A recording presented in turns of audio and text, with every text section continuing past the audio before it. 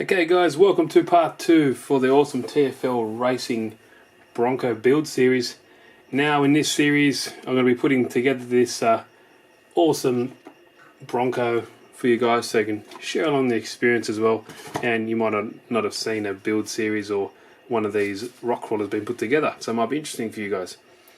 Now I have purchased my electronics ESC. I'm going to be using this Novak Eager 2S or 3S crawler brushed ESC, and I've also got the 35 turn brush motor with that as well. But when we focus on electronics, we'll look into more detail in this. Steering servo, I've got the Savox SW1211SG, waterproof, really quick, and at 6 volt it has 15 kilos of torque, which should be more than enough for this crawler. Now step 1 here, focus on the linkage rod assembly, but TFL have already put them together, as you can see, all ready to rock and roll. There are two sizes, 87.8 and 80.3. So step 1 is done. Now step 2 focuses on the front axle assembly, and once again it is really easy. Some of these parts already come pre-installed, so this you don't really need to do or worry about. All you need to do is attach this steering rod that connects the left and right, and this particular steering linkage that's going to be connected to the servo. Now I've just done this on camera because it's really easy, nothing much to see, but I'll give you a little bit of a close-up.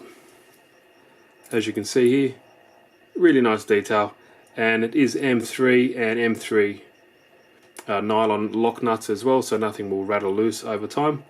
And I do like this particular linkage, kind of looks like a hydraulic ram or something like that, so the detail looks very nice. Now step 3 is very easy as well. We need to get the two shorter links, 80mm links, and attach them to the front axle here. Now here are our two smaller 80mm links. Now what we're going to do is run this screw all the way through and attach them. And there we go, one long screw all the way through, tightened off with an M3 nylon nut. Very easy, and everything is fitting together really well.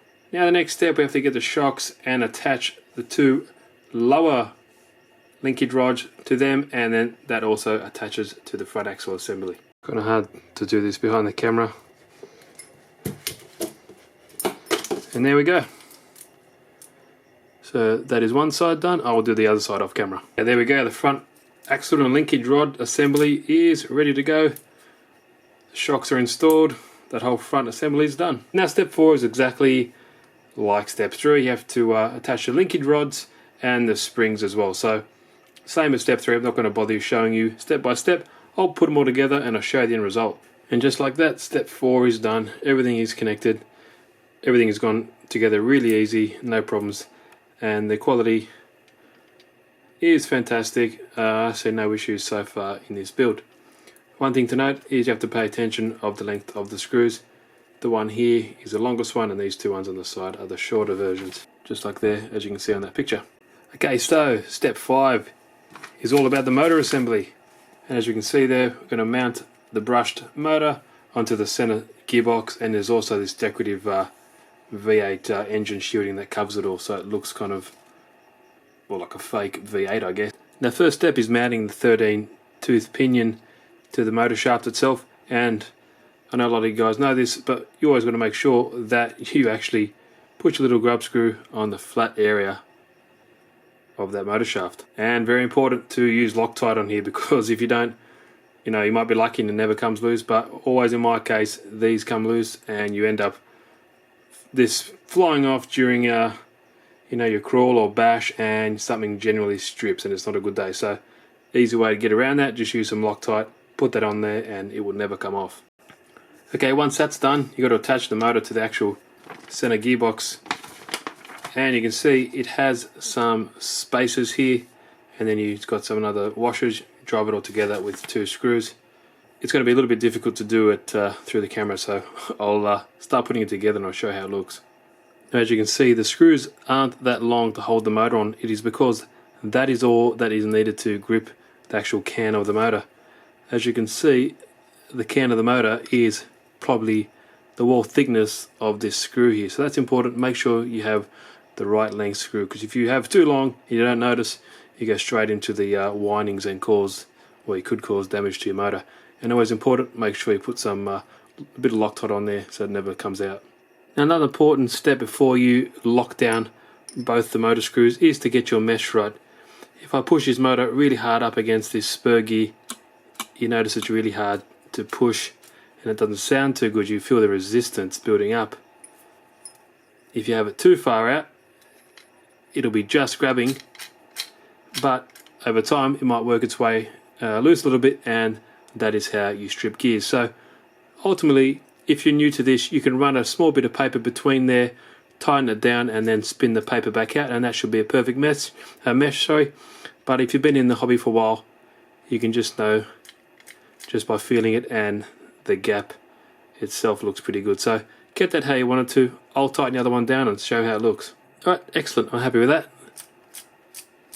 I can just feel there's not much there's resistance, but it's not overly and no binding, and the gap in there looks good. Now all this is from bag E, and here's that motor shroud I was telling you about. Looks pretty cool. Here's all the hardware that goes into it. There's actually a nice little aluminium mount that sits underneath here, and some screws go on top and screw it all together, and that mounts just here to the main gearbox here. So it's pretty fiddly.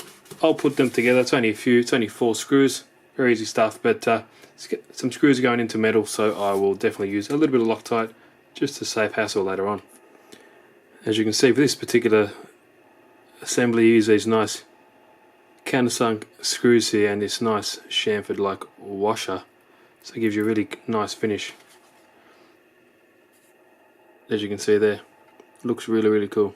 And just a word of caution, some Loctites can actually cause issues or damage plastic, so make sure, or just be aware when you're using Loctite, that it doesn't touch any plastic, because I had it on a model a while ago. It touched the plastic and it just shattered it. As soon as you touched the plastic, it just was so brittle, it just completely shattered. But anyway, that was a expensive lesson.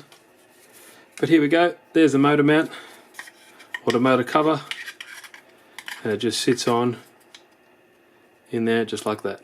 Okay, well, it's got to be difficult to get these screws in there when I try to attach this, so I think the best thing to do is take this off, put this bracket on first, then attach this after. Okay, well, there is step 5 all completed. As you see, that goes in the model like that if you're looking it up underneath the bonnet, so the motor is hidden under this shroud. Looks really cool.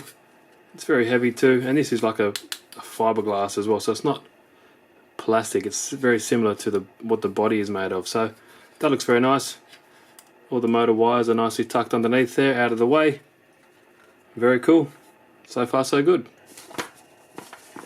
Okay, now moving on to step 6, and we start to assemble the body. Here you see we have the actual tubular steel frame, very cool, and now we get to add some additional parts like the floor plan here and some of the gear sticks and stuff like that. I have gone ahead and painted the bottom and the front firewall black off camera. So here is a floor pan. I've just painted it in, to me, a flat black, and same with the firewall, and that simply just goes together like that. And in this step, you see there's 2 holes here.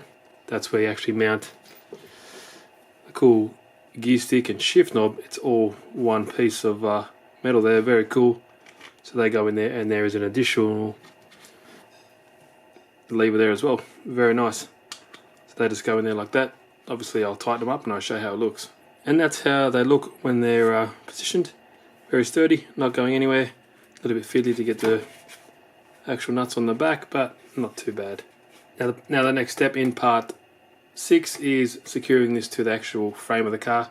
That's with some screws and 2.5 locking nuts at the bottom. And there, part 6 is all done. Floor pan is all in, nice and secure. As you can see there, very nice and sturdy. Step 7 is very simple. It involves painting this firewall here and just adding some stickers here, like the glove box sticker here and the speedo. That is it. Now step 7 is actually placing this firewall onto the actual chassis itself and locking that all away, and installing the steering column in there as well. Now the steering wheel comes all in this one metal colour because it is metal, and what I did, I just taped it off and I painted the ring black to match the interior. Just a little touch to make it look a little bit more realistic. And there's the, I guess you could call the steering column or the boss kit attached to the steering wheel there, and this just attaches to the dashboard just like that. Simple little screw at the back. There we go. Looks very cool. Very sturdy as well. I like it. Now the last thing to do for step 8 is attaching it, the firewall, to the bottom of the floor pan there, just with these 2 screw holes. I'll put those in and see how it looks. Okay, now there we go. It is all secure. Looking really nice. I actually do really dig that interior. I think it looks very scale, and I do like the actual metal components. It just, I don't know, tops it off. But you know, what do you expect at the price of this kit? And yes, very grateful that Banggood actually sent me this one to review, so I'm going to go check it out.